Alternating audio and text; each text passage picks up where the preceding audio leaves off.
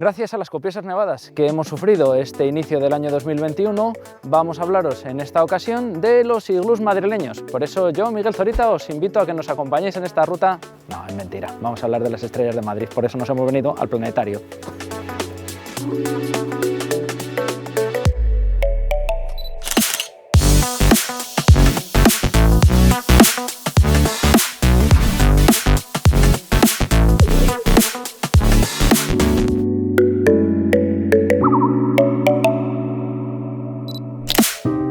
En los entornos del planetario podemos observar una de las mejores vistas de la ciudad de Madrid, una vista privilegiada que nos invita a acudir a este lugar en determinadas noches de verano o noches en las que el cielo esté despejado para contemplar las maravillosas vistas que en días en los que, o mejor dicho, noches en los que no haya demasiada contaminación, podemos apreciar las estrellas de Madrid, porque las estrellas y nuestra ciudad tienen una relación que va mucho más allá de la famosa frase de Madrid al cielo. La historia astronómica y astrológica en algunos aspectos de Madrid se hunde en sus propias raíces. Ya desde tiempos medievales tenemos noticias de la relación entre las estrellas y la ciudad de Madrid. Elementos tan emblemáticos de nuestra ciudad como el escudo de la villa o incluso la bandera de la Comunidad Autónoma de Madrid están jalonados de estrellas. Estas 7 estrellas en concreto tienen una simbología realmente especial. Según el cronista de Madrid, Juan López de Hoyos, en sus libros sobre la historia de nuestra ciudad, afirma que esas 7 estrellas representarían a las estrellas de la constelación del Carro. Evidentemente es una referencia a la Osa Mayor. Según este cronista, esa constelación del Carro tendría una vinculación, no sabemos muy bien de qué tipo, con los carpetanos, el pueblo indígena de Madrid. Lo que sí que es cierto es que esa referencia astronómica nos da la pista de otro de los emblemas de Madrid, el oso y el madroño, que en este caso no sería un oso, sino una osa, por esa vinculación con la constelación de la Osa Mayor. Si queremos hablar de la historia astronómica de Madrid, tendríamos que desplazarnos en la historia hasta el periodo islámico, cuando Madrid formaba parte del Al-Ándalus. En ese momento nos encontramos un personaje clave en la historia celeste de nuestra ciudad. Hablaríamos de Maslama al-Maghribi, uno de los mejores astrónomos de la Edad Media y sin duda uno de los mejores científicos del Al-Ándalus. En el caso de este personaje en concreto, sabemos que fue consejero astronómico del propio Almanzor. ¿Astronómico o astrológico? Ahí las cuestiones se mezclan un poco porque el asesoramiento que un astrónomo hacía a un caudillo militar era básicamente que propiciarían los astros para su devenir en el combate bélico. Lo que sí que sabemos es que Maslama al-Maghribi, al margen de esos consejos bélicos que pudiese hacer al propio Almanzor, fue un enorme científico en la Córdoba califal. Estableció como punto de partida para los cálculos astronómicos la ciudad de Córdoba. Incluso se le considera el autor del Picatrix, un libro famoso a lo largo de la historia por sus vinculaciones con la magia. Pero evidentemente en ese periodo en el que parece que se mezclan un poco el concepto de astronomía y astrología, Maslama destacó enormemente. Incluso la leyenda popular ha querido atribuirle la paternidad de otra astrónoma, Fátima al-Maghribi, que al parecer tiene sus más y sus menos a nivel histórico. Ahora lo veremos, pero sí que me vendría a aclarar, antes de avanzar más en la historia tanto de Maslama como de Fátima, que ese sobrenombre de al-Maghribi es una referencia o un gentilicio que les vincula con nuestra propia ciudad, porque al-Maghribi sería el gentilicio de Maghrit, es decir, Maslama el madrileño.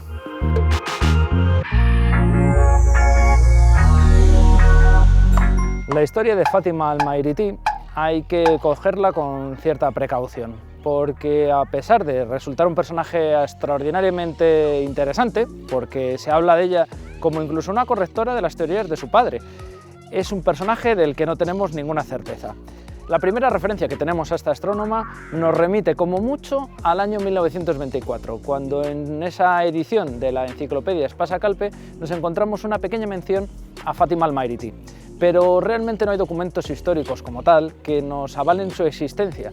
Por eso podríamos pensar que es uno de los tantos personajes que algunos historiadores han colado en la historia oficial de nuestro país.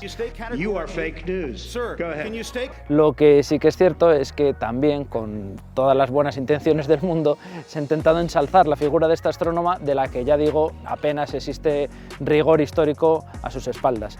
Pero lo que sí que tenemos como prueba irrefutable del pasado astronómico y astrológico también de nuestro pasado en la ciudad de Madrid, lo encontramos en las salas medievales, en las salas islámicas del Museo Arqueológico Nacional, en cuyas salas, concretamente las dedicadas al periodo islámico, encontramos un fantástico astrolabio, el astrolabio de Ibn Said, en el cual se aparece reflejado todos los conocimientos científicos de aquel entonces.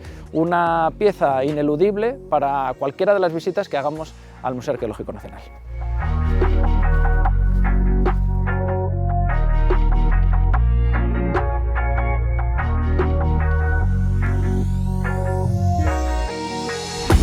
A lo largo de la Edad Media encontraremos otras referencias astronómicas dentro de la ciudad de Madrid, como por ejemplo el origen de la calle de la Estrella.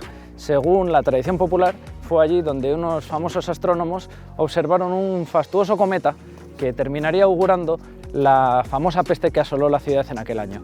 No lo sabemos con seguridad, porque muchas de estas tradiciones que nos hablan de los orígenes de las calles de Madrid son pura fantasía, leyendas y fábulas que adornan muy bien el callejero de Madrid, pero que no tienen muchos visos históricos.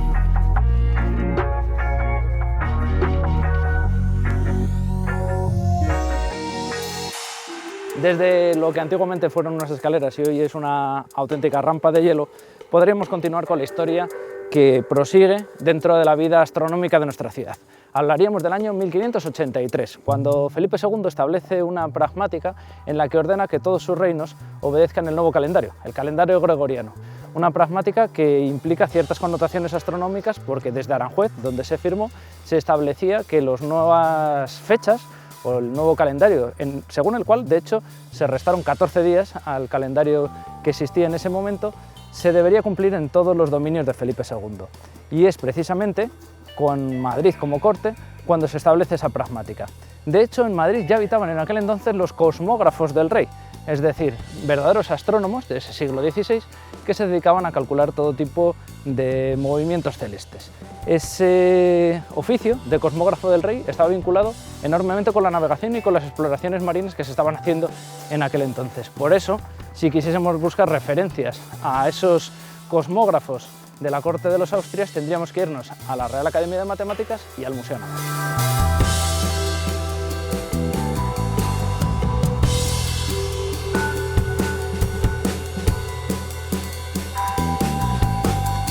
También en el reinado siguiente, en el de su hijo, el de Felipe III, nos encontramos otro de los grandes episodios astronómicos de nuestra ciudad. Nos encontramos en el año 1618, donde nuestra ciudad contempla un fenómeno del que el mismo rey se convierte en testigo.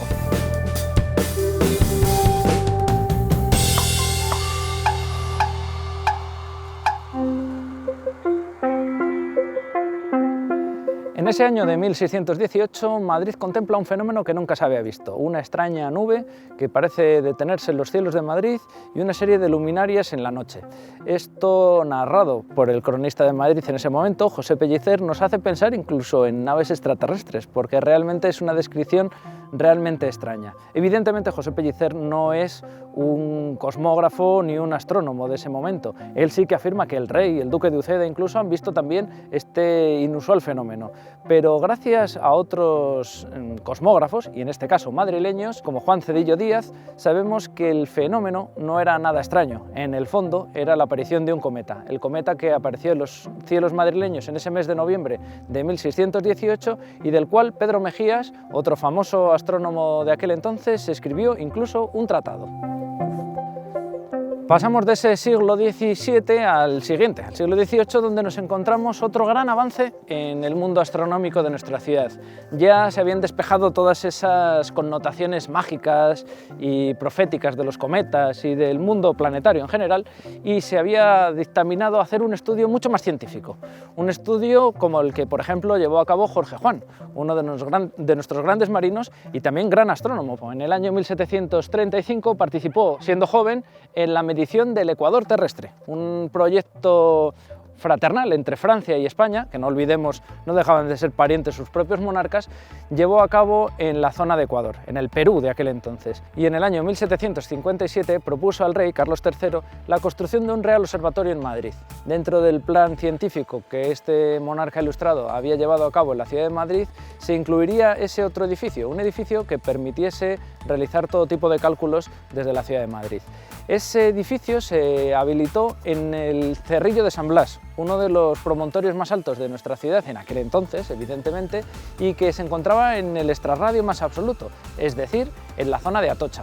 Actualmente podemos seguir contemplando, incluso visitando este centro de interpretación de la astronomía de ese siglo XVIII, que se encuentra habilitado como eso, como un museo. Incluso en él podremos observar el famoso y reconstruido telescopio de William Herschel, una de las grandes obras ingenieriles de aquel entonces y que se conservó a pesar del ataque de las tropas francesas a este Real Observatorio. Esa guerra de la independencia no solo acabó con el destrozo de innumerables piezas artísticas, piezas militares, evidentemente, religiosas también, sino también científicas. La ciencia sufrió las consecuencias de esa contienda, que afortunadamente permitió que sus protectores, los directores de ese Real Observatorio, guardasen las lentes y se haya podido reconstruir en la actualidad. Y por eso, desde el skyline que hoy contemplamos desde el Planetario de Madrid, podemos contemplar eso, el Real Observatorio de la ciudad de Madrid.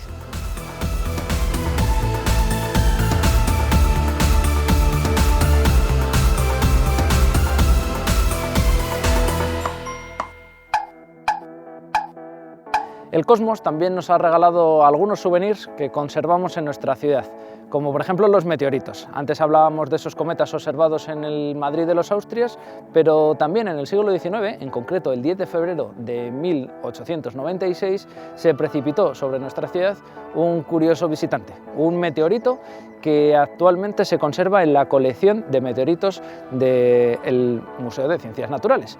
Bueno, en esos estantes contemplamos infinidad de meteoritos de todos los lugares de España, en realidad, y de innumerable valor científico, incluso económico, porque no sé si lo sabíais, pero los meteoritos también son unas piezas realmente cotizadas. El que cayó el 10 de febrero de 1896 en Madrid se conserva, como ya os digo, en esa colección de 21 meteoritos.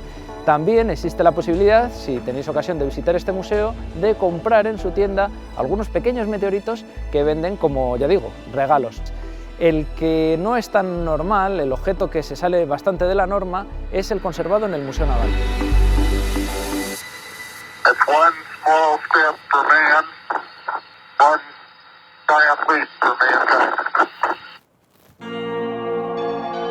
Lo que ya no es tan normal es tener una roca de este lugar, una roca lunar en uno de los museos madrileños. No muchos museos del mundo cuentan con este privilegio, pero Madrid tiene la suerte de tener una roca lunar en uno de sus museos, en el Museo Naval.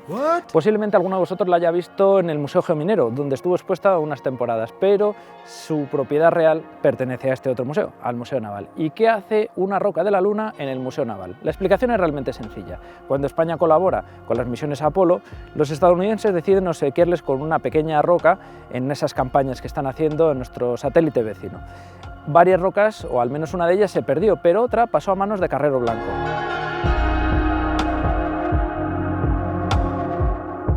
Carrero Blanco la deposita en manos de su hijo, que como también era almirante, decide en un gesto altruista donarla al museo que más cerca le pillaba, el Museo Naval. Por eso el Museo Naval, un museo dedicado a barcos y en realidad, como habéis visto también, al tema cosmográfico, tiene en su haber la suerte de contar con una roca lunar.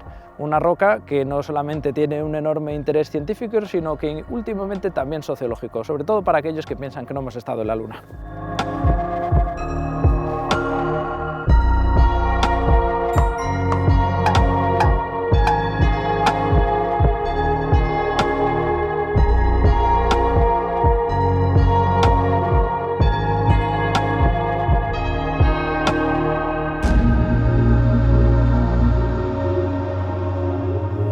En el año 1999, el astrónomo Geoffrey William Marcy descubrió un planeta, un exoplaneta, más allá de nuestro sistema solar, al que le dieron una simple referencia científica. Evidentemente se buscó un nombre para este planeta. Se sorteó o se propuso una serie de nombres, entre los cuales estaba, lógicamente, el ganador. Un ganador que tiene mucho que ver con nuestra ciudad, porque a ese exoplaneta se le denominó Mairití, es decir, el planeta madrileño.